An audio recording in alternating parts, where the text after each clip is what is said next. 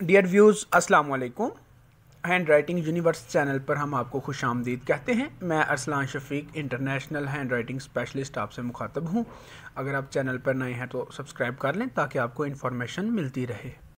फर्जी question number 5 है, उसके आगे डॉट डालेंगे, 2 डालेंगे, उसके आगे जो बच्चे लाइन लगाते हैं वो नहीं लगाएंगे, ये रब्त का निशान ही रहेगा।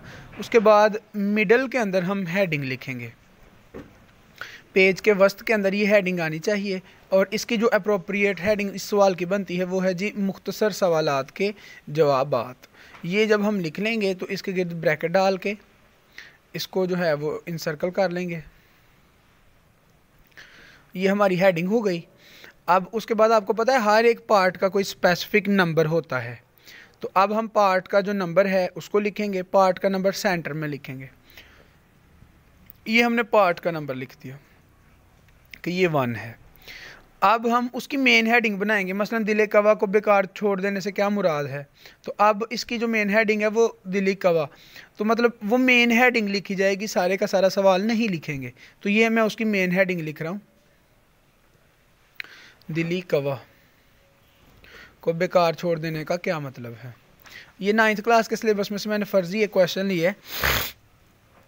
तो भाई आप इसके नीचे से फिर अब पेन के साथ जो है वो आप इसका आंसर जो है वो देना शुरू कर देंगे। तो ये हम आंसर लिखना शुरू कर रहे हैं जी कि दिली कवा को बेकार छोड़ देने का मतलब क्या होता है। भाई कहता है कि जी दिली कवा को बेकार।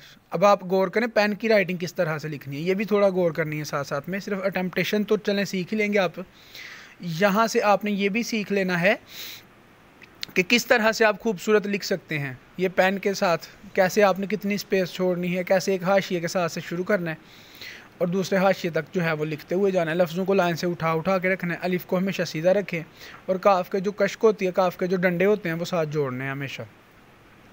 दायरे वाले हरूफ जो हैं ये लेटने नहीं चाहिए, छोटे छोटे और गोल गोल लफ्ज़ बनाएंगे।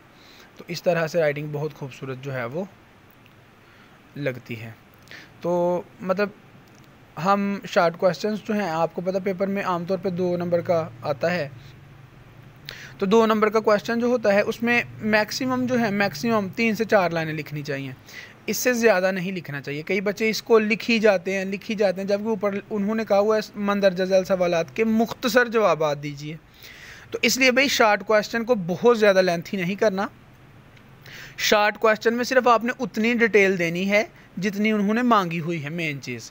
अब जो मेन चीज़ होती है हम वो नहीं लिखते और इर्द गिर्द के आलू बैंगन टमाटर गाजरें उसमें डाल देते हैं, तो फिर क्या होता है वो जो 2 नंबर मिलने थे वो भी नहीं मिल पाते। तो इसलिए आपसे गुजारिश है कि उतना लिखना है कि जितना वो चेक करके 2 नंबर देने पर मजबूर हो जाए। ये एक सवाल हमारा कंप्लीट हो गया। जब एक सवाल कंप्लीट हो जाएगा तो उसके नीचे एंडिंग लाइन लगाएंगे मार्कर के साथ डोमिनेट करने के लिए। एक मोटी लाइन लगेगी और एक बारीक लाइन होगी। इस तरह से ये हमारा जो है वो एक सवाल मुकम्मल हो गया है। अब हम दूसरे पार्ट की तरफ बढ़ेंगे। तो दूसरे पार्ट की सबसे पहले आप सेंटर के अंदर हेडिंग देंगे कि अब आप पार्ट नंबर 2 शुरू कर रहे हैं और फिर जो है वो आप उसका जो है वो हेडिंग लिखेंगे। ये पार्ट नंबर 2 आपने शुरू कर दिया। अब आप इसकी हेडिंग लिखेंगे। सबसे पहले हेडिंग लिखने के बाद अब आप उसको लिखना शुरू कर देंगे। पेन की लिखाई जो है ये भी आपकी मोतियों की तरह की होनी चाहिए और मार्कर की लिखाई भी आपको हैंड राइटिंग के कोर्सेज़ अवेलेबल हैं। अगर आप अब्रॉड से हैं तो आप हमसे ऑनलाइन सीख सकते हैं और अगर आप पाकिस्तान से हैं तो हम आपके इंस्टीट्यूट में ट्रेनिंग करवाने के लिए हाजिर हो सकते हैं। तो आप हमसे रब्ता करके ये भी सीख सकते हैं।